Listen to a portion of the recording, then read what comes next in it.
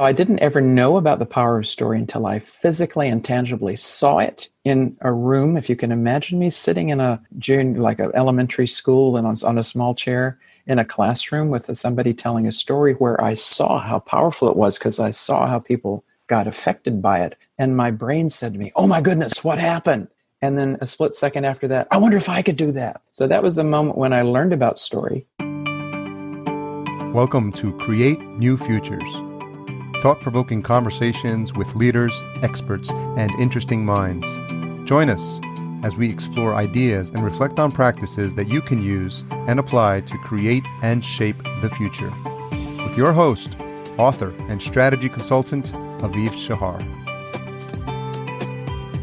Welcome to Create New Futures, where we develop conversations with successful leaders to explore how you can create new futures for you and for your organization.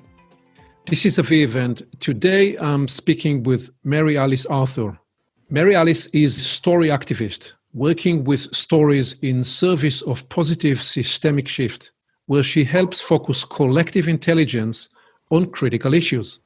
She creates spaces where people can find and activate the stories that will take them into a flourishing future.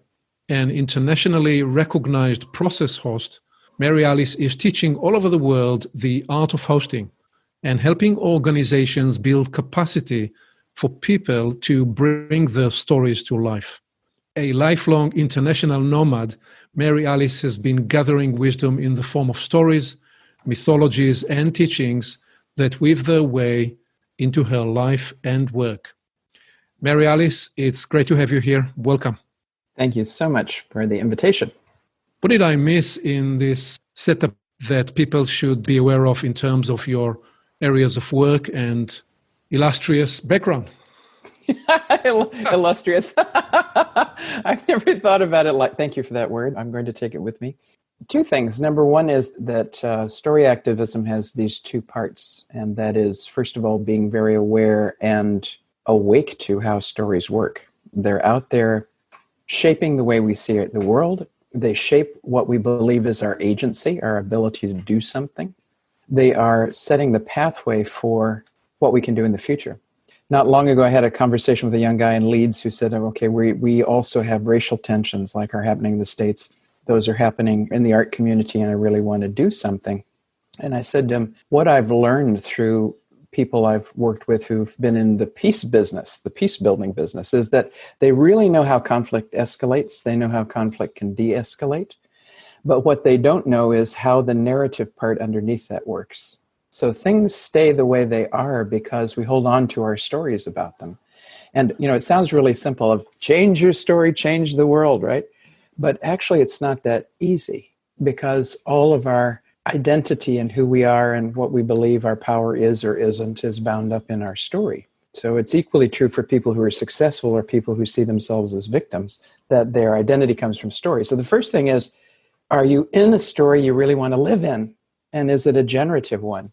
We were speaking before as a parent, as a grandparent, your focus begins to shift to, oh my goodness, what kind of world am I creating for these kids who are coming behind us? It's a different storyline than you might have had as a younger person where you were like, okay, what's my success and how do I show up in this field and who am I?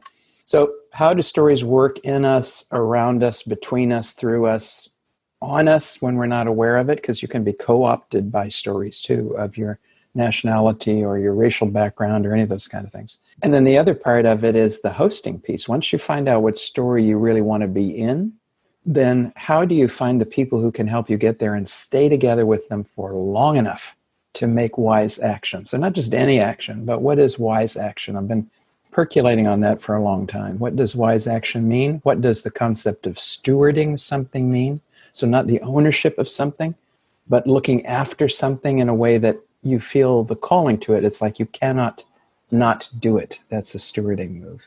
So these two together for me are story activism. And you said in international nomad, I call myself an intentional nomad. So somebody who is moving with intent between people and places and organizations where the call is for my gifts and my service. So I haven't been one of those people who, I went to Purdue University and there was back in the day, you were supposed to have your 10-year plan. If you went to Crown Management School, you were supposed to have your 10-year plan of what you were supposed to do. I never had that 10-year plan because I've been in the school of life. And so life has directed me here or there or here or there. And my job really is to listen deeply and go, okay, what's the program for today, life? Not to have so much of my own, I want to go over there. So that's been an interesting journey. So this is a wonderful executive summary of what we are about to unpack, because you gave all the themes that I'd like, you covered all the themes there that we would like to pack. So first of all, what's your definition of a story and how is it different to narrative? Because you used, are these two words mean one and the same thing, or are they different? You can look through a lot of different books and find a lot of different definitions for these two things. I think we pretty much universally agree that a story has a beginning, a middle, and an end.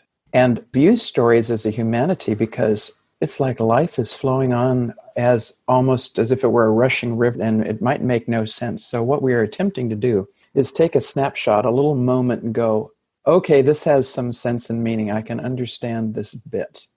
So we use stories as a way to hold on to our lived experience. So anybody that tells you that they don't believe in stories or they never tell stories is in fact probably not a human being. Maybe they're a robot. I don't know, because every human being tells stories. That's the way that we explain what happened to us. There's always some meaning that comes with us. We are compelled to make meaning. Maybe they tell lousy stories, or they tell and if you're a British-based culture like New Zealand, Australia, and someone tells you, don't tell me stories, what they mean is don't lie to me. So this word has been transmuted too. But if you ask me what is a story, I'd say it's a bite-sized piece of meaning-making. Right. That's my definition of it. So it is about the meaning-making, the sense-making function in terms of how we understand ourselves in the evolving ecosystem we are part of, and how we connect those different pieces of information. And inside this, what for you is the most enjoyable piece, enjoyable element in the gestalt of the totality of what you do? People have, because I've been such a traveler in my life, often people have asked me, where do you feel most at home? And actually, I don't have a physical place for that. Where I feel at home is inside of circles, when people are leaning into each other. You know, when people are telling stories and it gets riveting enough that everybody kind of leans forward and there's this look of intensity and there's this depth of listening in the room. That is where I feel at home and where my sweet spot is, when I can really see people. Because in that leaning forward, you could say in a kind of a blunt way that listening is love in action. It's how we tell people that we care. Hey, I want to give you some of my undiluted attention for a moment. I want to honor who you are. Listening for the spark of your brilliance. I'm looking to call you forth. And long ago, I remember doing a speech for a bunch of educational people, and I was thinking a lot about leadership at the time, and I thought to myself, that's one thing that people really want from leaders. They don't want 100% attention. But if you're going to be with me, give me your undivided attention for a moment, so that I know that I matter. And in that moment, we can discover something together, usually.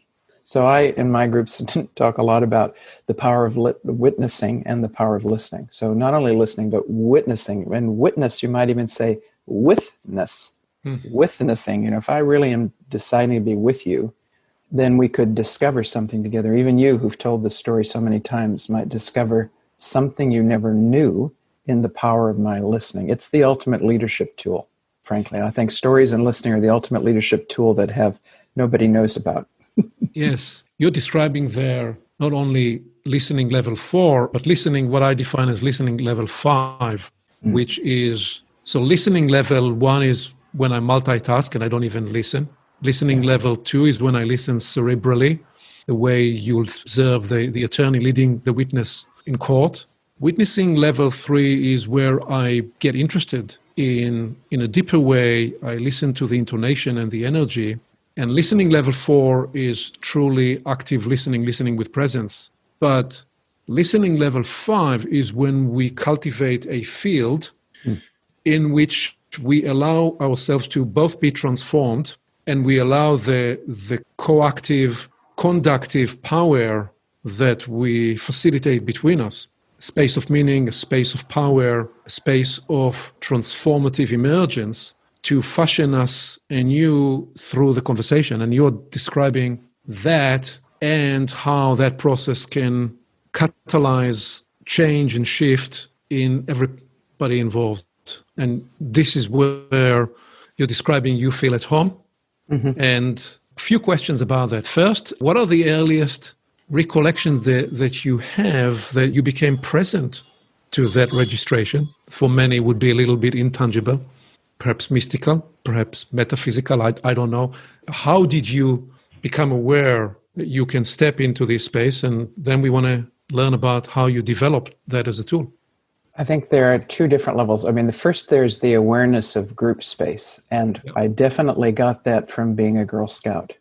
So from a very young age, that's why I learned how to play the guitar, because I realized, oh my goodness, what an attractor factor. People gathered together and there's just this beautiful, like the sense of sitting around the fire together, right? That's so deeply ingrained in our humanity, because that's what we've done for eons and eons and ever since we had fire. Thank you, Prometheus, or whatever story you believe of where fire came from. So we've always sat around the fire together. And as a young person, I really noticed the attraction of what happened to that, which is why I learned how to play the guitar. And so when people say, how long have you been a facilitator? I said, wow, if I think back to it, probably since about the age of 10. I didn't think about it like that, but that was a training ground for how to work in groups and how to be in groups. Then there's the concept of liminal space, that moment when you can really sense the new is about to be born, or you've crossed over. It's like the medieval map that has that legend in it. Here be dragons, you've crossed over the edge of the known universe. And suddenly you're on that threshold, which is exhilarating and frightening all at the same time, right? Because we all know that the reason people didn't leave their villages and go over the mountains is because, well, two things. Number one, you might never come back. And number two, if you did come back, you would be changed. And so we have had some resistance to going over the edge of the known universe because we knew both those things would be true. We don't know if we'll ever come back, and we don't know if we'll fit in if we come back. But there's that moment, liminal space, and you can feel it. It's when, okay, so here's how I explain it. I call it depthing the field. That's my own personal verb, depthing. So when people are telling stories to each other, what happens is exactly what happens between trees. No tree is an individual. They're all joined up by the mycelium sheath, the mushroom kingdom. And that way they can transfer information and knowledge between them. So if trees are standing around in a group, the one at the edge that is suddenly receiving the insect attack is busy telling the other trees, get ready, get your chemicals out, put the gear on, mates, it's time to withstand the attack. So that's how they spread information and knowledge. And if you would ask me what human beings have as a mycelium sheath, I would say it's our stories. It is the secret currency of any organization. It's the currency of any nation. It is the secret economy of the world, and it drives everything else. So there's that moment when people suddenly are in that space. And storytelling, you would call that entrainment. Entrainment means you're on the train with somebody, you're in the story with them. And when scientists measure the brain capacity, they're seeing the brain light up the same places in the storyteller as the people who are listening. We are functionally in the same story together.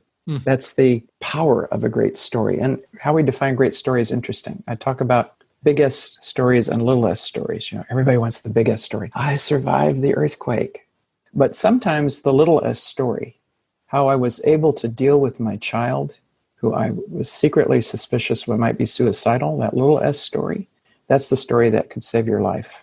So all of them are valid, right?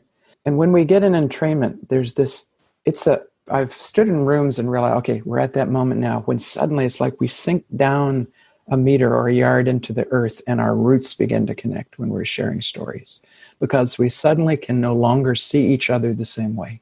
We've opened a doorway into each other and more is possible.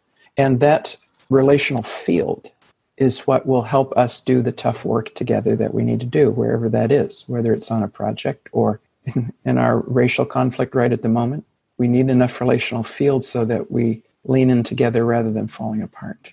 And I've been in lots of groups where they go, can't we get onto the task? Come on. We have this need for speed, but we need to think about the pace of grace instead.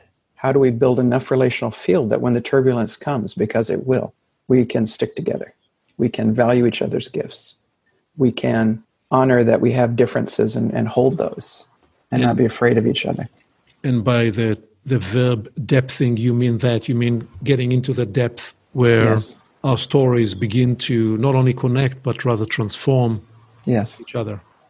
So and that for me is a liminal space. That's when a possibility comes. So that's a different thing than just, I love being in this group together. That's when you're in a pregnant possibility. Mm. Yeah.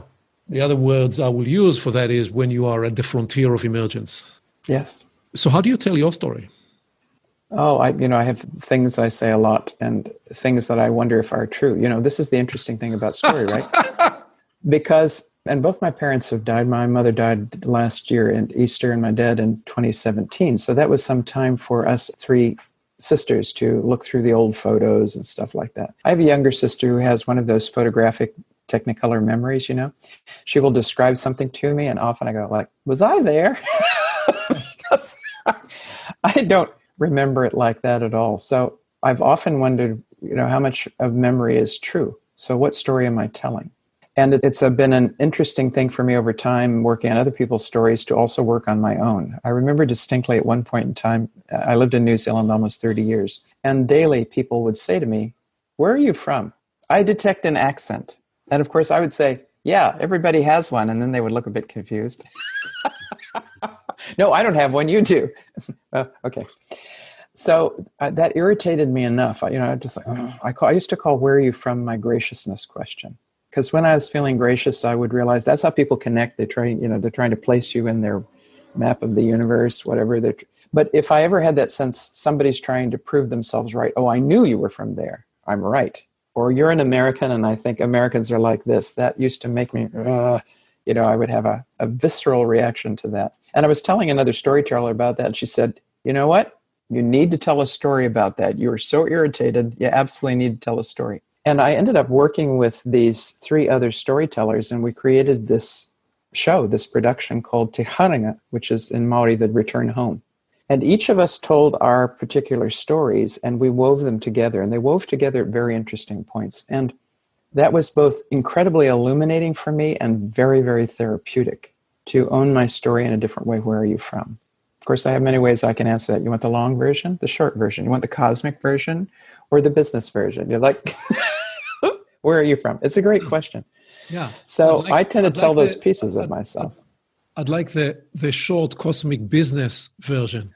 The short cosmic business version is I was the child of two teachers, so I learned about reading really early, and I think that was my first way of traveling. But when I was 16, my mother asked me this very potent and powerful question in my life. Do you want to meet Rob? And Rob was a kid who'd just come back from an exchange in Japan. So this was the 70s. In Indiana, nobody had heard of sushi. Nobody had heard of anything like Japan, and I found it so amazing. But it lit a fire in my heart that put me on the international travel road. And I was an exchange student in Germany. I studied abroad in my junior year at Hamburg University. I was part of an international student organization. So, that kind of set the way, and that's how I eventually got to New Zealand. So by this point in my life, I've lived more than half my life in the southern hemisphere and the other half in the northern. I've traveled all over and I've lived in different places. So that, I think, gives me a unique quality of being able to see systems in a way that most people can't because they're in them. When you're in the middle of the story, it can be as obvious as the obelisk in the marketplace, but you can't see it. And I got that term out of the book Ishmael by Daniel Quinn, who really talks about the system that you're in is so obvious, it's like an obelisk in the marketplace that most people can't see it. And what happens, or I have a colleague, Paula Costello in Washington, D.C., who says, we're all in this dance party, but until you can get on the balcony, you can't see who's playing the tune. And unless you get on the balcony, you have no choice about whether you want to dance or not. So how do you bring into that story, into that weave, the tool and the central media through which you work, which is stories? Where in that evolution do you find yourself in that space? In my life story? Yeah. I went to a storytelling festival in 1992, which woke me up to stories. So I'd read a lot, but my father and his father both had been to the World Wars, so they were not men who spoke a lot or told stories. So I often say I didn't grow up in the house of stories, I grew up in the house of secrets. So I didn't ever know about the power of story until I physically and tangibly saw it in a room. If you can imagine me sitting in like an elementary school and on a small chair, in a classroom with somebody telling a story where I saw how powerful it was because I saw how people got affected by it. And my brain said to me, oh my goodness, what happened? And then a split second after that, I wonder if I could do that. So that was the moment when I learned about story. So story was, effectively on one side of my life. And about 1995, I became a facilitator. That was the other side of my life. And I ran into Patricia Aberdeen, who'd been one of the co-authors of Megatrends with John Nesbitt in 1983. I don't remember any of the other trends they talked about then as forecasters, but except high tech, high touch, which to me totally speaks about the rise of personal computers and computing and the rise of storytelling. Both of these things began to happen in the 70s, was the storytelling renaissance. They are intricately connected, and now you can see these two working together on the way that we share stories on various platforms in cyberspace, but that's been a long coming trend. But Patricia was giving a presentation at a conference I went to, and she said one of her top trends at that time, that was about 96, was leader as storyteller. And she gave me the page out of her speech, which I still have in my files somewhere. And I remember at that point in time waiting for these two interests in my life, facilitation, working with groups, and story, to begin to weave together. And they absolutely have.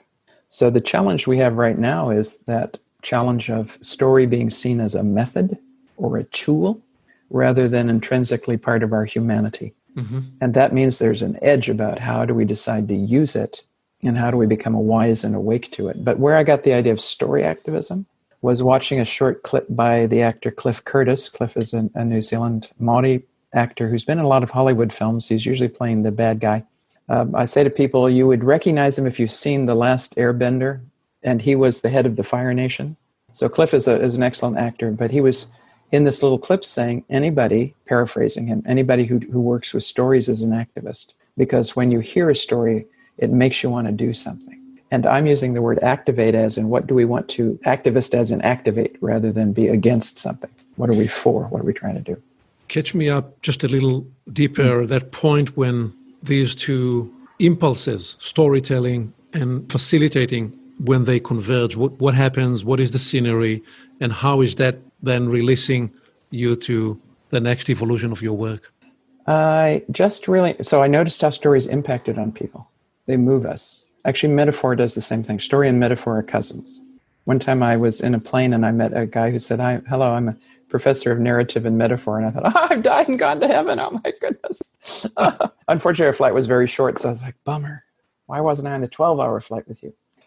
So I realized that those two things moved people incredibly. So when I began doing facilitation work around transformation in organizations like transformative change, I remember very distinctly working with an energy company which had decided to unify all these different pieces of different companies it had bought. And it already had the slogan and it had all that stuff, only the unification wasn't working. So they hired me to use appreciative inquiry. Appreciative inquiry is a narrative method, although it doesn't call itself that, because it's based on finding and harvesting, pulling the gold out of the stories of lived experience, right? So it is a narrative practice. So I was using appreciative inquiry with this group, and I realized we needed to have, working with this value the organization had called seamless. And I said to everybody, okay, for our next meeting, would you please bring something to our group meeting that portrays or reflects the idea of seamless to you? Because I was trying to dig into what do we really mean by this? Because you can put lots of words on a piece of paper. What in the heck do they mean? Until they mean something, people aren't going to do anything about it. So I was listening to people as they were talking around the circle. One person said, see my wedding ring, there's no seam in it, so it's all going around. Another person said, see the zipper, when I go up and down, like that's seamless. And people were beginning to talk. And I said, okay, so I get it. So what does it feel like now? And somebody said, they looked very thoughtful. And I said, it's like we're all puzzle pieces and the pieces don't fit together. Oh, really? So what would it be like if it was seamless? Well, said the person, all the puzzle pieces would fit together. And I watched silence land in that circle and then everybody nodding. And then I went, we've got it. The metaphor or the story has to come out of the group itself if it's going to be powerful. So we went around the country these people did, making presentations about when we do this work together, we will all be puzzle pieces that fit together. And they made up big puzzle pieces and they put them together tangibly so people could see that. And suddenly there was no resistance to this. There was a nodding of the head and yes, that's what we want to do. So the story begins to manifest already as we are inviting people into it. And for me, because I know my system is story oriented, If I'm meeting people, I need to know the story of them before I can go further. I need to know the story I'm stepping into in an organizational context and who people are and what their story is in relation to where we're trying to go. And inside of a group, if I'm working with them, I'm usually framing things in the context of a story. If I'm online like we are now, then often I will, and I'm going to pick a piece off my desk. If you're listening to this on radio, you won't see this, but what I'm holding up right now is a wooden heart that has a dark side and a light side. They're two pieces of wood together. And this particular talking piece, I might frame it to the person I'm speaking about saying, we're in a point in time right at this moment where there is some heartbrokenness. There's heartbreaking open. There is sadness and grief, but also an incredible potential if we decide to walk into it. So I want to put this piece in the middle, and I want to invite us to check in with this question. So I tend to story the objects I'm using so that people have a reference point, but that also focuses them on where we're going. So I tend to use story interwoven and stuff as well as using story practices. So with this example you're offering there, what would be either an example, a recent example, or a way to appreciate the way the part stories can play in the work of transforming a crisis into an opportunity? What would be an example that you could share where the story is the space where we transform the crisis into opportunity? I can speak of one I've worked with a lot, actually. Some time ago, I think it was about 2010, a Danish colleague of mine started telling a story from a book that he had been asked to do the preface for. The book was called The World's Best Education System, and it was about how Danish education was formed. And Danish education came out of a particular crisis because on January the 7th, 1813, Denmark went bankrupt. It was on the wrong side of the Napoleon War.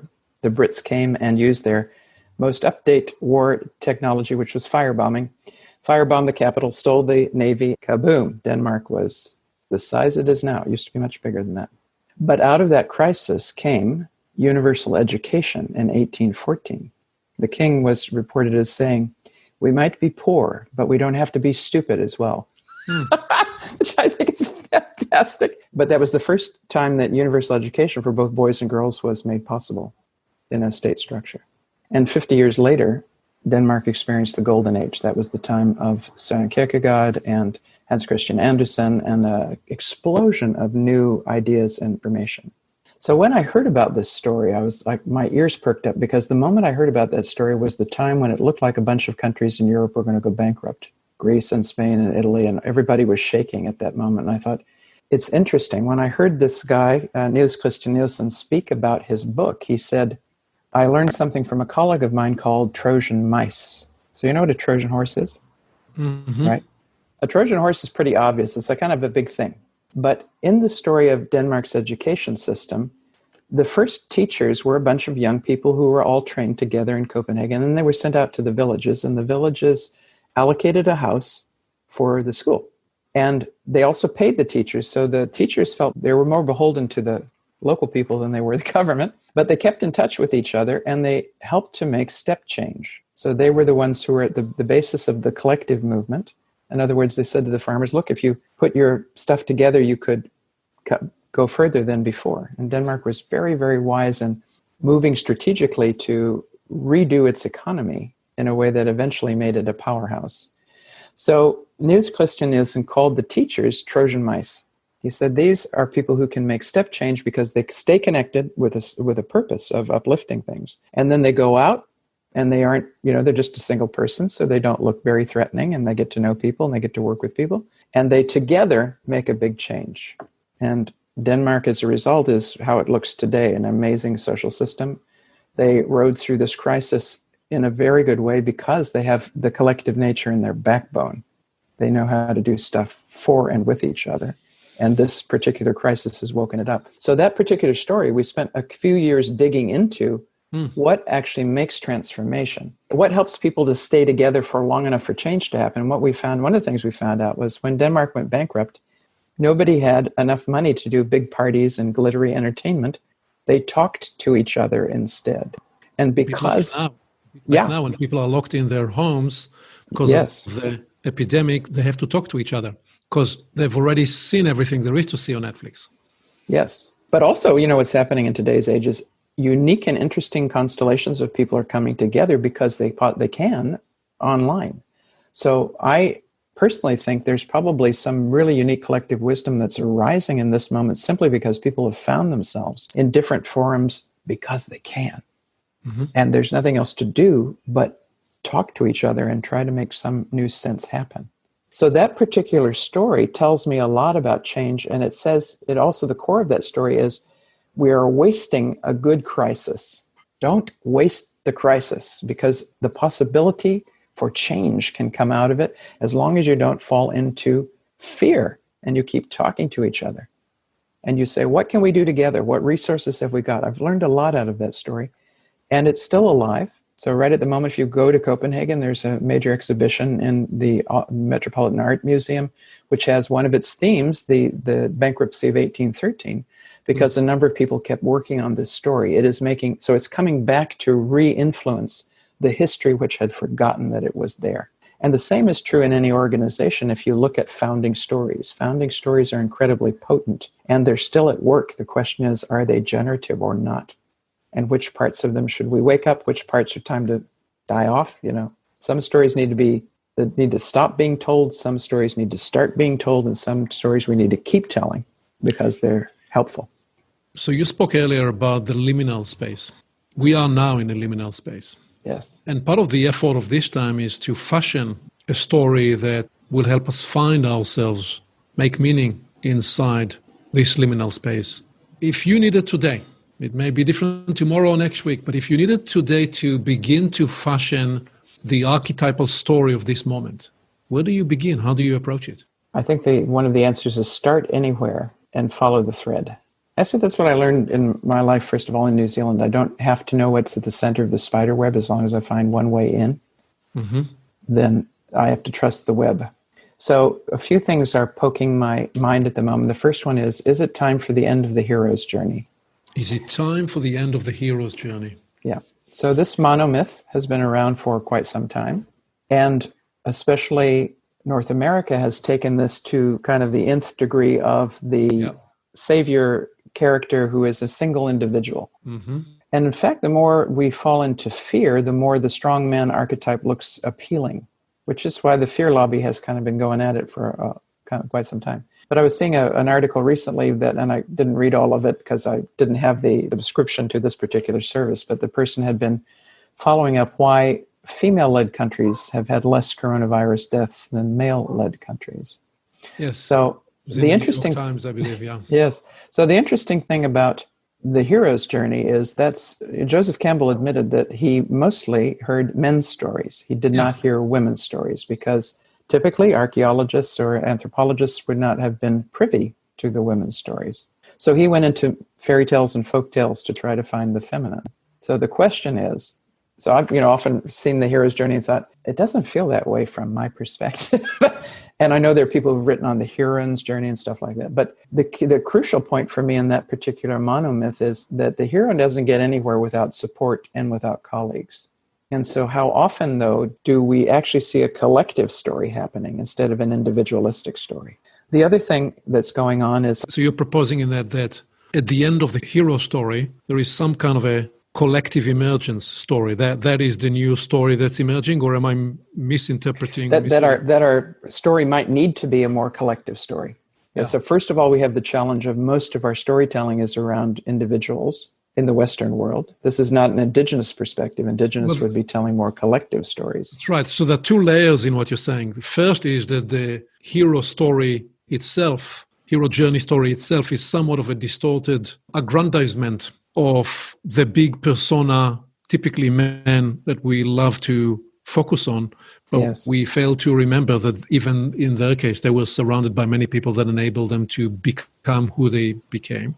But you're saying within that, there is now even a bigger shift, which we've been on for a while, which is that next chapter is what? How would you frame it? How would you tell? Is it a collective story? I think it is the dance of me and we. Dance of me and we. And depending on what culture you live on, you're somewhere on the spectrum between me and we. So my experience in Japan would indicate to me it's a very we culture. In fact, people suicide in Japan when they cannot express themselves. On the opposite end of the spectrum, you have the United States, which is a very me culture. And this current debate about are you wearing a mask or not is an indicative demonstration of the me culture. You are inhibiting my freedom if I have to wear a mask. But there's no account of we at all. In fact, and you can see that in our city structures, there's not a center. In Europe, you would have central places where people can gather and that have still a heart and still a lot of life. And the U.S. had the donut effect, where everybody went out to the suburbs and the center died. And that's been true in our family structure, too. As we send the youngest and the oldest away from each other, we have broken that circle, too. And we're seeing the results of that now in how people are with each other. I was in a conference some years ago where we were working on the UN agenda of the time, and I was tasked with facilitating the part of disconnection and barriers to engagement. First of all, I thought, the UN agenda is incredibly negatively phrased. Bugger. And our sign fell off the wall, and we couldn't get it. It would not stay back up. So we called it connection and engagement and put the sign back up because, what am I working for here? And we heard stories from different people, and we did an appreciative inquiry about connection and engagement. In the end, we came up with a really beautiful statement, which is when me and we are positive and beautiful reflections of each other, then there will be connection and engagement. And the statement was longer than that. But you can make me standing up as if it's on the beach and we as if it's in the water. And these are reflections of each other. Yeah. So when I asked the people in Japan, show me the kanji for community, because I love kanji because it is pictorial language. They showed it to me. I said, okay, so what does it mean? What are the components of it? And the person said to me, community means the place where I am most myself. Mm. And I stood there for a moment and I said, may it be so. If that were truly true. So it's not that people have too much ego, that they go around, and it's that they have too little ego. Their ego isn't strong enough if they can't accept other people for who they are and value who they are and bring them in. That in fact, the ego problem is the opposite way around they mostly think it is. Because if you're stable enough within yourself as a leader, then you should be inviting people who are very different than you, who have different strengths, who can help you see in different ways. And so our stories need to point us in that direction too. Who are we together? How can we stand together? I remember talking to a friend who was a 30-year meditator and also a neuroaffective psychologist. So she really knows about attachment and how things work in the brain. And I said to her, after one disaster I had seen on TV and heard a lot about, I said, why is it that right after a disaster, not all of us, but most of us are the best of ourselves? We help each other. We focus on what's truly important. We value life. And then at some point in time, it seems to snap back to normal. Why is that? And she said, well, there's a couple things you have to remember. Number one, humans are mammals, and we are herd mammals. So she said, you can see it on the plains of Africa. When there's a lot of grass, the herd spreads out. This is my territory. When there's a threat, they band together. They put the young and the vulnerable in the middle. They face the threat. She said, we are exactly the same. So she said, it's only from my perspective when we realize that the challenge is not another individual or person or group, that the ultimate challenge is unconsciousness itself. Mm. That is when things will begin to change. And I've kind of sat with that notion from her for a long time. Yes. How do you approach the stewarding, the art of hosting? What is your philosophy into that work? Well, the art of hosting is all about participatory practice. It's about hosting and harvesting conversations that matter. And the premise is all of us can do this. From very simple, the simplest part of any participatory practice is a good question and a talking piece. That's the simplest one. I've been doing some art of hosting training online just recently. That's my learning edge. Something that we normally do face-to-face intensively for 5 days straight, And I was saying to my group last night, a question is an intervention. That's already an intervention into the system. And if you have a good one, it should keep playing with your mind for quite some time. So there's the other tool. Stories, listening, questions are the key leadership tools for me. So when we talk about stewarding there's not a role description, there's not a certificate for it. It's something you feel called to do. Or as a colleague of mine often says, I cannot not do it. Mm-hmm. So it's almost as if this practice has seeped its way into my blood and bone, and it's how I show up. I'm wanting to know, how can we deeply listen to each other? What's our what's our calling question? What is it we want to harvest out of our time together? What are the tangibles and the intangibles we want to come out of this time? How can we continue to make invitations to each other to show up? who's also going to help host? How can we all be part of the hosting field? So I think of myself when I'm stewarding as the ground that other people can practice their practice on. And my intention is to always build capacity. We build capacity to build capacity. So it's like that. It's like what Robert Greenleaf said about servant leadership. If somebody leads in such a way that another person wants to become a servant leader too, then you know you've accomplished it. And the same for us. If I steward in such a way that another person wants to become a host, then I have fulfilled my role. If I've shown people it's not about the methods, it's about staying in practice. It's about who you're being. That's far more important than what you're doing.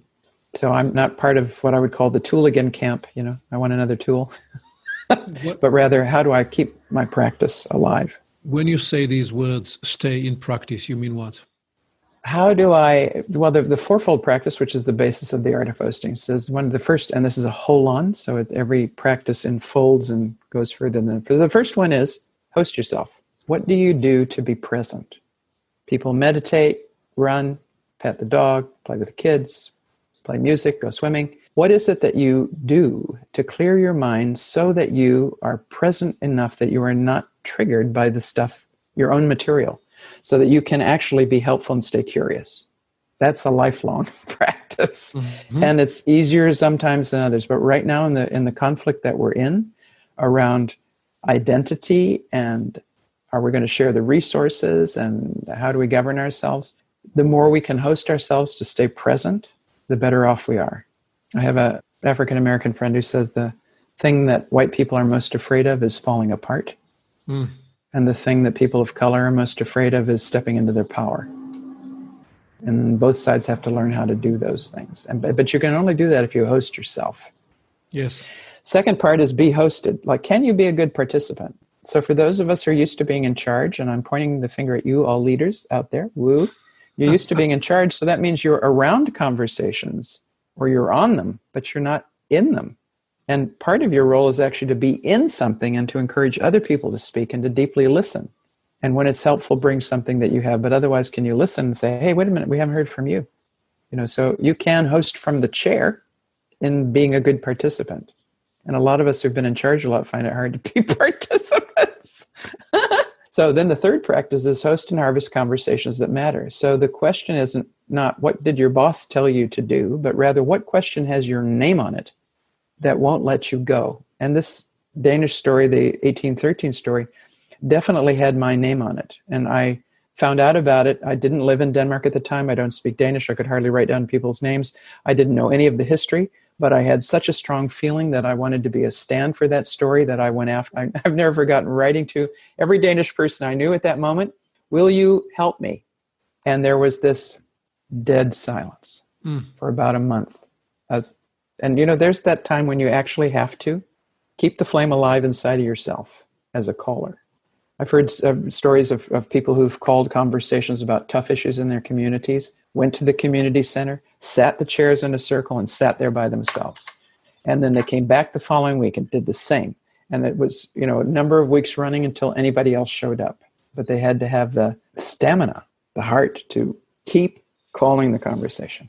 So it's this question, what is mine to do, is really important right now. So I think it's not, everybody shouldn't get involved in everything because you feel guilty or feel like you have to or somebody's shoving you. You're far better off to say what truly has my name on it and go in there with incredible heart and passion and stamina and stay the course and keep calling people in. So that's number 3. Number 4 is called co-create, which is, I think, the sweet spot for humanity. If I think of the times when people have been most in love with each other in business is when they're making something happen together. That moment when people go, wow, like there's an aliveness in the room.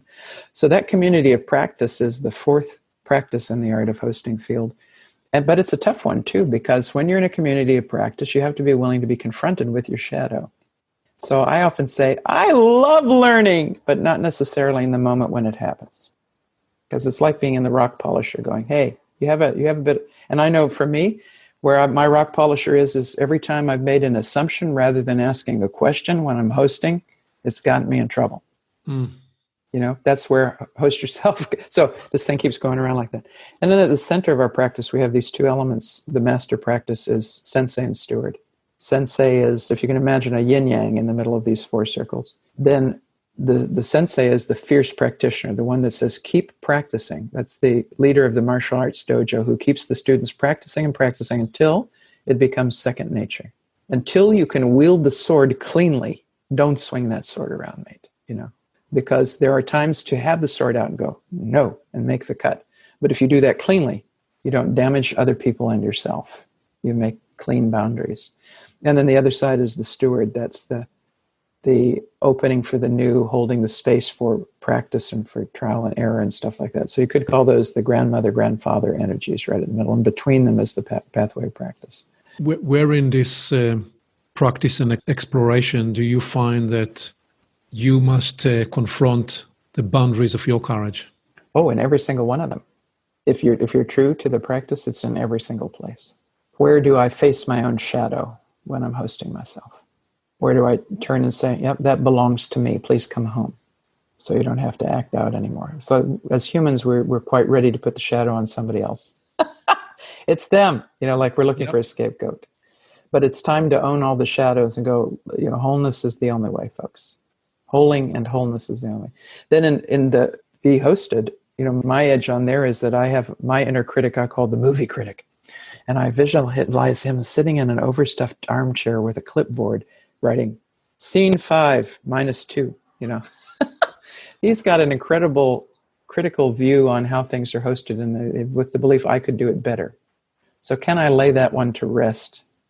That's my edge there of can I be wholeheartedly there for anyone else, no matter what they're doing. What is it you do to, as you say, enable that critic to get a break, get some rest? What is it you actually do? You talk to that critic? Yeah. Oh, thank you for sharing. Thank you for sharing. That's what I thought, yeah. Please have a coffee. Right. But if you name that one, in fact, he probably needs a name. I haven't given him a personal name, but thanks, Fred. Go have a coffee. If you name that one, if you narrative practitioners or narrative therapy practitioners would call that itifying. If you put it outside of yourself, so the problem is never in the person. The problem is the problem, and the person is the person, right? So if I go, what is my relationship to the critic? Then suddenly I can see it in a different way.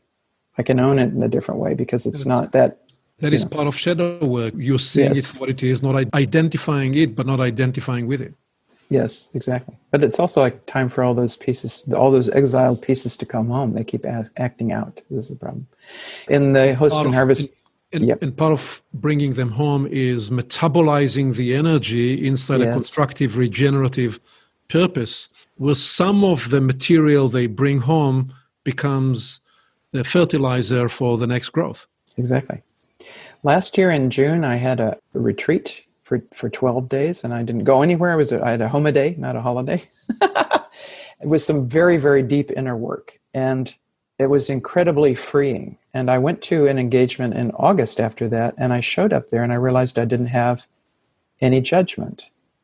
It was such a relief. Like I could see that in New Zealand speak, you'd say part of this was going pear-shaped. In other words, the facilitation wasn't what it could have been. But since I made all of my suggestions from love and without any attachment to them, all of them were accepted and gratefully accepted because there was no energy of, I can do this better, or you're failing, or anything else like that. And I have to tell you, it was an incredible relief. Judgment has returned every so often. I'm like, oh, there you are again. But I'd be far more wanting to work with discernment rather than judgment.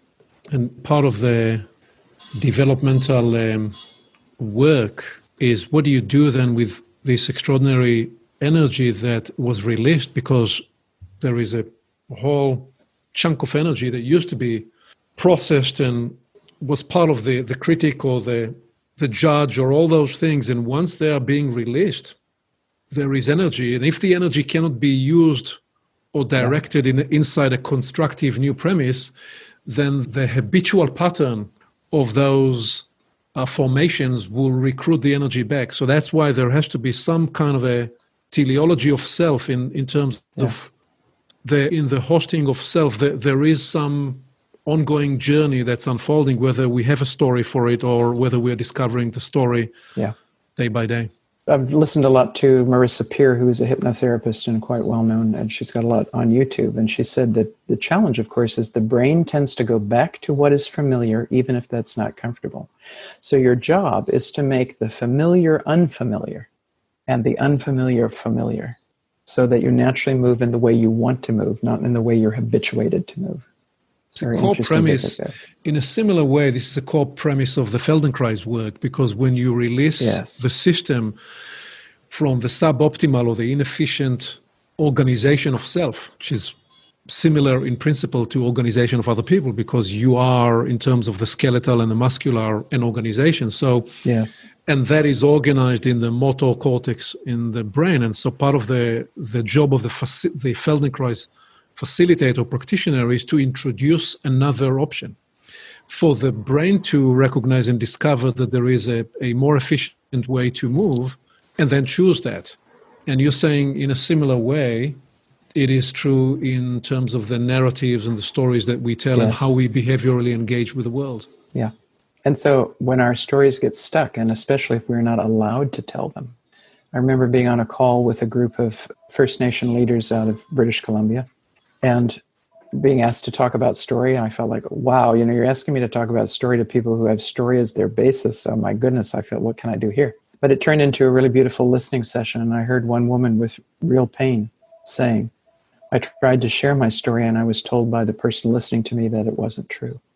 So the pain of that, the suppression of story, ends up making it a poison inside of the system. Stories were meant to move. And the most important part of the word emotion is motion. They were meant to be an indicator to us of something, not to get stuck. So the rage and the anger that we see on the streets these days actually is covering up a big mess of grief. Mm-hmm. And all of that needs to be able to move so that the story can change. But here's an interesting thing for leaders to recognize. I have a colleague, Phil Cass, who used to be the head of 4 medical associations here in Columbus, Ohio. He's somebody that brought art of hosting into those medical associations. They used to meet in circle for 13 years as he was heading these organizations. The leaders in the organization would meet, they called it the kitchen cabinet. And all of the administrative assistants would meet in circle too, and they passed the leadership of that circle. And he said, I've realized over doing this work for that long of a time why most leaders don't do it. It's because when you work like this, when you truly see people, you will fall in love with them. And you will realize that when they go, when things change, it's going to break your heart. And that's why most leaders don't go there, because they're worried about the broken heart. Yeah. But I've realized over time, when the heart breaks, it's bigger. Yes. If you were to lose all that you know and keep just 2 ideas or 2 practices or 2 capabilities, what would you keep? I would keep my ability to tune in and receive words. So I receive stories. I used to have a prayer when I was going out long ago of, please help me tell the story that needs to be told right now. And I thought that meant that would me making it up on the spot. But actually what it has turned out to be is every time I'm somewhere, it's like I put the story in my basket that I'm carrying, and the story eventually will come out somewhere else where it is needed. And I had to learn how to trust myself enough that would be there. And so secretly, the other job title I'd really love to have is ecstatic poet. Ecstatic poet. Yes, I love Rumi, and I love those feasts and those kind of. So being able to receive those kind of things is a gift and a joy. And I think as you get older, you begin realizing you need less and less stuff. You need more and more wisdom and patience. So I guess I would ask that those 2 things remain, wisdom and patience. And the ecstatic part is that the receiving is in the giving, and the giving is hidden within the receiving? Yeah, it's all circular. Thank you, Mary Alice. This is a special and rich exploration. So as we bring this to landing, what parting wisdom do you want to offer to people listening to Create New Futures? It is to remember that our stories can lift us up or they can hold us down. We are responsible for that. And we live in a story, and that means we can change it. you.